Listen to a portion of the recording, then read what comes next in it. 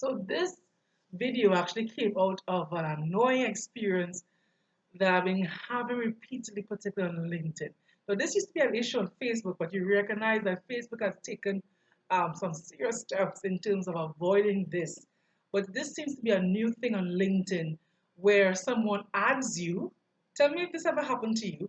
Someone requests a connection, an invitation to connect, and next thing you know, you start being spammed with all sorts of links and offers that you were not interested in, you never asked about. And you don't even, never, the person never says hi or anything, he just adds you to a group. Um, and then you leave the group and then they try to add you back to the group. I mean, it is really becoming very annoying. So I put together these 5 little tips for business owners in terms of the 5 don'ts when it comes to using a group to build your business. Now, groups can be powerful. Groups, when used well, can actually accelerate your growth.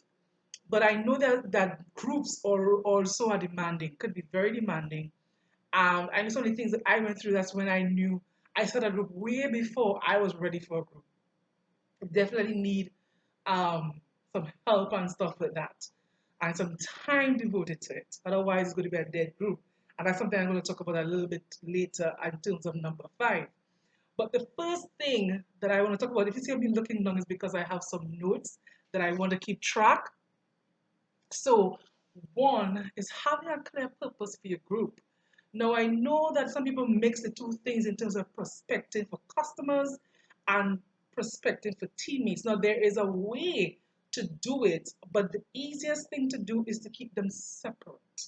Now, there are some tactics you can use in either one, in terms of if they are if a customer group and you want to kind of send out a feeler as to those who might be interested in becoming business builders. There's a way and some techniques to do it that are nonchalant, especially Hondadio Milton says in nonchalant ways to do it that is not like outright promotion, right? But have a clear purpose for the group. Either you are looking for prospects for your team, you're looking to grow your team, or you're looking to grow your customer base. Why am I saying that? It's going to be a lot easier if that is if you have some clear, if you clearly divided lines about who you're going for, because then you'll know the content and the other things that you need to have in that group in order to get your objective. Whether it is having product demos for the customer, for the person who's interested in the product, or having webinars, that type of video testimonies and stuff like that for persons that are interested in joining your business opportunity. So it kind of the who kind of dictates the content and the process as well, right? That it will go through, because it leads me to the next point. It will guide you into having some clear protocols and ways of getting people into the group, because you're authentic. You'll be upfront with people that what is the group about in your conversation. Have a conversation with them first and get permission. So if I wasn't clear on this, some of the 5 don'ts, the first don't I see people make a mistake with is that they don't have a clear purpose for their group, right? Clear purpose for the group. And the second mistake that they make is that they're adding people without their permission, without letting the person having a conversation first, and without getting the person's permission to let them know you're adding into a group and why you're adding them to this group. So they know when they end up in the group, they're not like shocked, They actually know what they're about and what they're doing there, and they don't feel abused. So, and the other thing, number 3, is that when you create a group and you're adding persons to the group, is for more information towards a goal, towards an objective. So say you wanted that person to become a customer, um, it's not to just spam them with links, but to provide the more information that they can make an informed decision whether or not they're going to buy from you or not. It's to provide that space to hold your content, um, whether it's your presentation, whether it's your demo videos, whatever the case may be, so that the person can make a better decision, right? In terms of whether they're going to buy from you or not. It is not to bombard the person with links, bombard the person with buy this or go to this or whatever the case may be, especially when you didn't have a conversation with this person. That's not how you do follow up. That's not how you present, and that's not how you do follow up.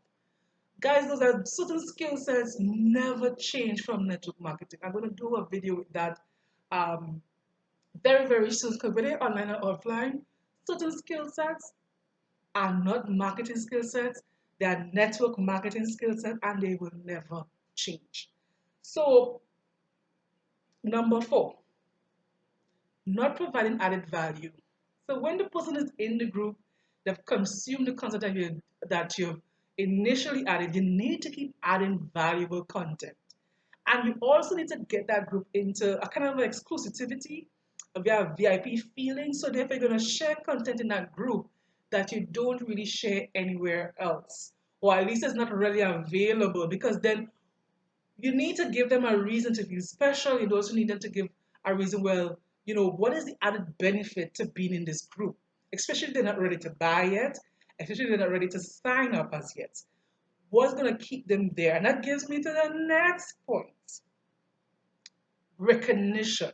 You need to show appreciation, whether it's um, recognizing the person who gives the most comments or comments first, or if you give um, homework, for example, if you're doing a training, let's say it's a group for training, um, what sort of um, recognition or appreciation are you doing for that? If it's a team group, for example, um, are you recognizing the person who made the most improvement, the most sales, the most recruits, or what the case may be? There must be some excitement in the group. That's why I find it's difficult to do a group when it's you by yourself and you try to manage everything else. But you need to have engagement in that group, create a sense of community among the members, right? That they kind of involved and they kind of answer each other and have that going. Otherwise, it's going to become a dead group and people just be like just there or not there really. And it's not really going to be much use to you. Now, there are specific techniques when it comes to using groups that could increase urgency when it comes to um, recruiting, even things that you could do because they're creating special packages for customers. Even when in regards to touching customers and see that if there anybody in there that wants to be built his business using stories and real techniques like that, and that you get to learn all of that through the umbrella of attraction marketing, something I've been talking about for the last year or so, and particularly now that more and more network marketers specifically need to turn online to build their businesses, particularly they couldn't do belly to belly and go prospecting in public due to this lockdown. You had to find ways to build your business from home, and social media obviously is the first thing that was going to turn to. And I want you to start off with the ground running and not make the mistakes that many of us who started this marketing journey, the traps that we fall into.